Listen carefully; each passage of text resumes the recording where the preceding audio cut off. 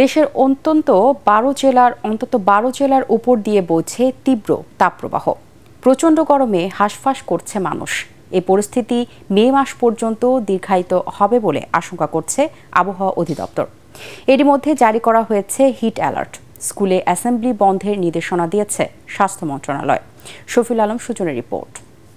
ওয়ালটন এসিতে ইনস্টলেশন একদম ফ্রি। মাথার উপর খাড়া রোদ, নিচে আগুন গরম পিচপথ। তীব্র গরমের এই নগরী যেন নগরবাসীর অচেনা। অসহনীয় গরমে দুর্বিষহ জনজীবন। বেলা বাড়ার সাথে সাথে বাড়ে তাপদাহ।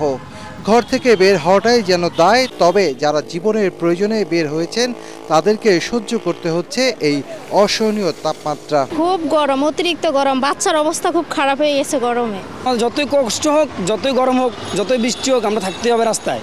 আমাদের তো এসি ব্যবহার করার মতো অতটা সামর্থ্য আমাদের নাই, কিন্তু ফ্যানের বাতাসে কোনো কাজ হয় না। জীবিকার তাগিদে ভোলা থেকে এসেছেন রহমত আলী। তীব্র গরমে বেশি সময় রিক্সা চালাতে ক্লান্ত শরীর আর চলে না তার মতো আরো অনেকেই স্বস্তি খুঁজছেন রাস্তার পাশের ঠান্ডা শরবতে। এরকম গরম যদি থাকে তাহলে আঙ্গমতো সাধারণ যে মানুষ তারা তো মনে করেন যে আসলে কাম করা খুবই কষ্ট করে।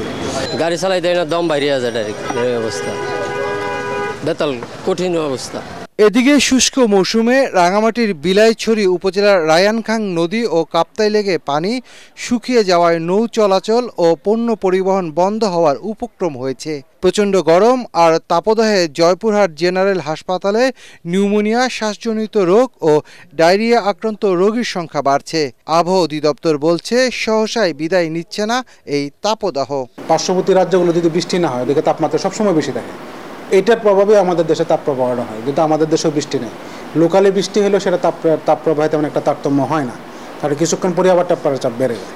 তা আমরা আগামী কয়েকদিন মোটামুটি দেখতে পাচ্ছি যে তেমন একটা পরিবর্তনের সম্ভাবনা নাই, বরং অথবা আগামী 2 দিন বা 3 দিন তাপমাত্রা সারা দেশে কিছু না কিছু বাড়তে পারে। কিছু জায়গায় দিন এবং রাতের তাপমাত্রা সামান্য বাড়তে পারে। রাজশাহী, খুলনা সহ সারা দেশে চলমান এই তাপদাহ মে মাস জুড়েও চলতে পারে বলে জানায় আবহাওয়া অধিদপ্তর। শফিল আলম সুজন, এটিএন বাংলা, ঢাকা।